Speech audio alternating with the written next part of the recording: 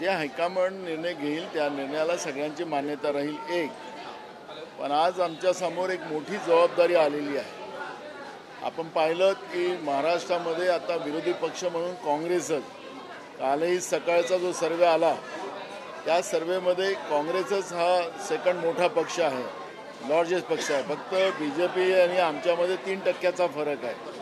आणि त्याच्यामुळे एक मोठी जबाबदारी जनतेने आमच्यावर दिलेली आहे. महाराष्ट्राचं सरकार हे लुटारू सरकार आहे. कारण राज्याचं मुख्यमंत्री म्हणत होते की आमच्याजवळ बहुमत आहे. अरे मुख्यमंत्री महोदय, आपण सगळं उधारचा सिंदूर जमा केलेला आहे, तुमचं व्यक्तिगत काहीच नाही. आणि मग अशा या परिस्थितीमध्ये जे काही मागच्या बजेट अधिवेशनामध्ये तुम्ही शेतकऱ्यांसाठी घोषणा केल्या होत्या, बेरोजगारांसाठी घोषणा केल्या होत्या, महागाई कमी करण्याची घोषणा केल्या होत्या, त्याचं काय झालं? त्या सगळ्या गोष्टीवर सरकारने बोलावं. भाजपचं दाखवायचे दात आणि खायचे दात वेगळे आहेत हे आता महाराष्ट्राच्या जनतेला कळलेले आहेत. काय तुम्ही अजूनही पालकत्वाची वाट पाहताय? ओएसिस फर्टिलिटीने आता 90,000 जोडप्यांचं आयुष्य आनंदाने भरलं आहे. आजच कॉल करा 78 25 89 36 00 वर आणि मिळवा फर्टिलिटी ट्रीटमेंटवर सूट आणि सर्वांना द्या आनंदाची बातमी.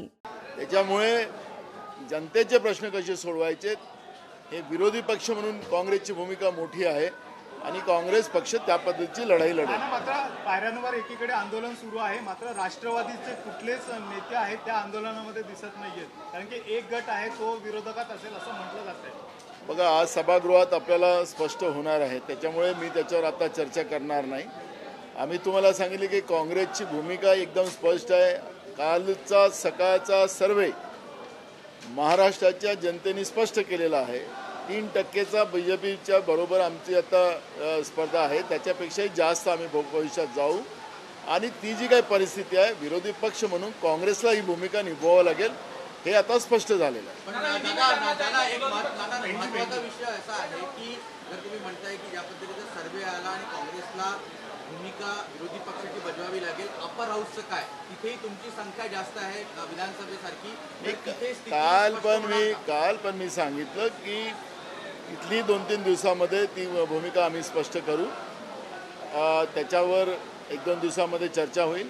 आज विधानसभेतलं क्लिअर होऊन जाईल आणि त्याच्यामुळे ती पण आमची भूमिका स्पष्ट आपल्याला पाहायला मिळेल.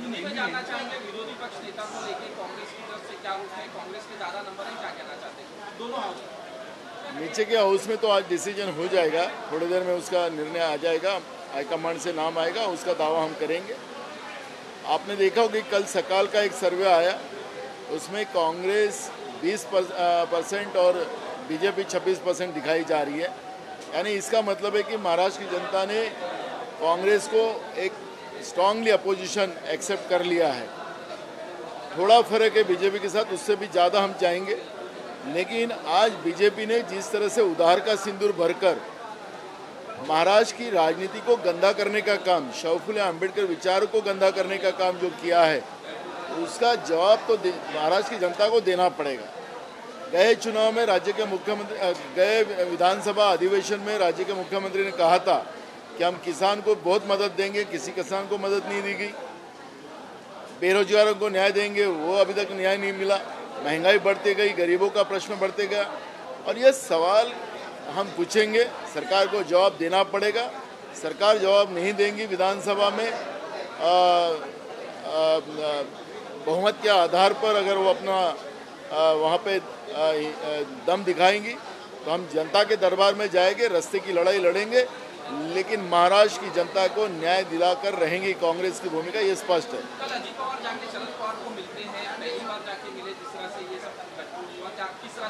देखो, किनसे कौन से पार्टी में क्या चल रहा है उसमें हमको जाना नहीं है. आज सभागृह में स्पष्ट होगा, उसके आधार पर हम लोग काम करेंगे. कांग्रेस ने अभी प्रोटेस्ट किया है यहाँ पर सीडीओ पर, किस विषय को लेकर ये प्रोटेस्ट है? देखो, महाराष्ट्र की असंवैधानिक सरकार जो है, ये सरकार एक, और माननीय सुप्रीम कोर्ट ने उसको आइडेंटिफाई किया है, और ऐसी असंवैधानिक सरकार को राज करने का कोई अधिकार नहीं होता. ये शौफुल्ला अंबेडकर विचारधारा का राज्य है और इस राज्य में संवैधानिक व्यवस्था से आने वाली सरकार को ही बैठने का अधिकार है.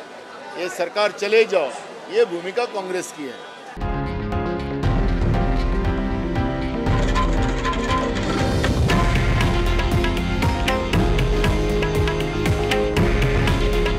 हे आहे देशातील नंबर 1 न्यूज नेटवर्क आणि आपण पाहत आहात TV9 मराठी.